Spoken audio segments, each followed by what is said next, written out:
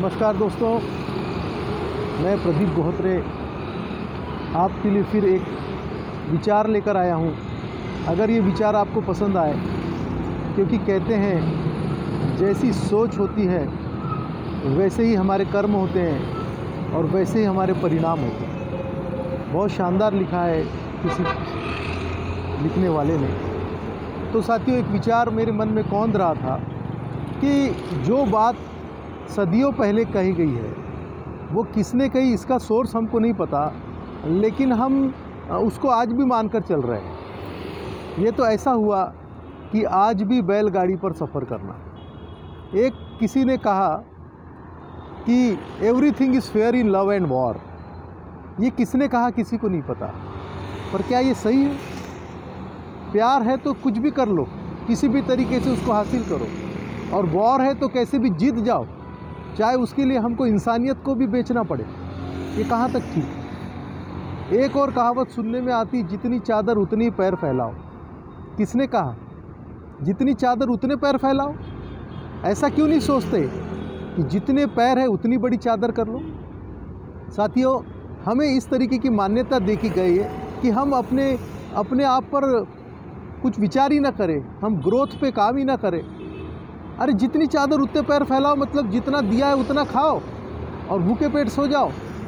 किसी ने उस समय के लिए बात कही होगी, तो वहाँ तक ठीक है कि जितनी चादर उतने पैर फैलाओ, मतलब ज़रूर से ज़्यादा बड़ी बातें मत करो।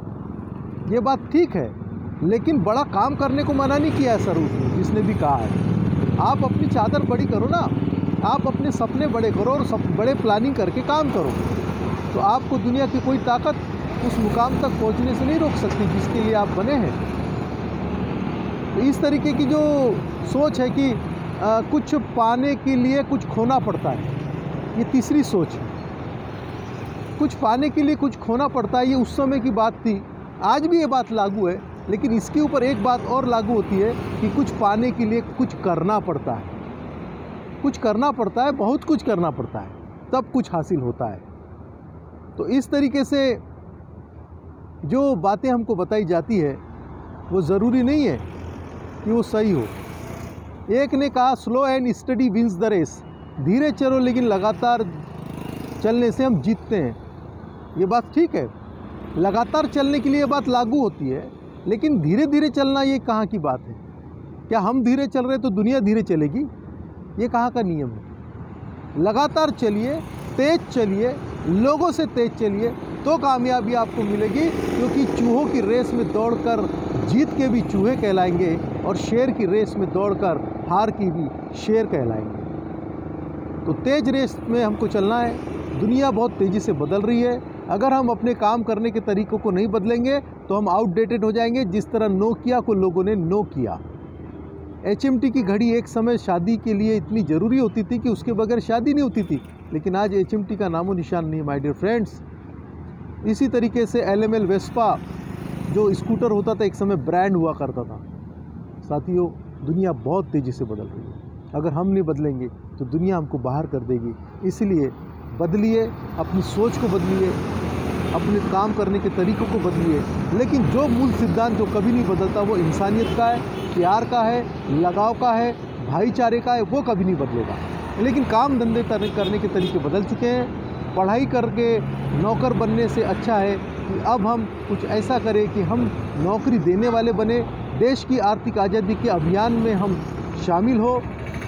देश को तरक्की पर लेके जाना है तो हम सबको कंट्रीब्यूट करना पड़ेगा, हम सबको उठकर खड़ा होना होगा, हम सबको मिलकर काम करना होगा, एक नया वेंचर लाना होगा, एंटरप्रेन्योर बनना होगा, अपने बिजनेस को खड़ा करना पड़ेगा, अपना बिजनेस चालू करना पड़ेगा, ताकि हम इस देश की आर्थिक ग्रोथ में हम आगे बढ़कर अपना योगदान दे सके।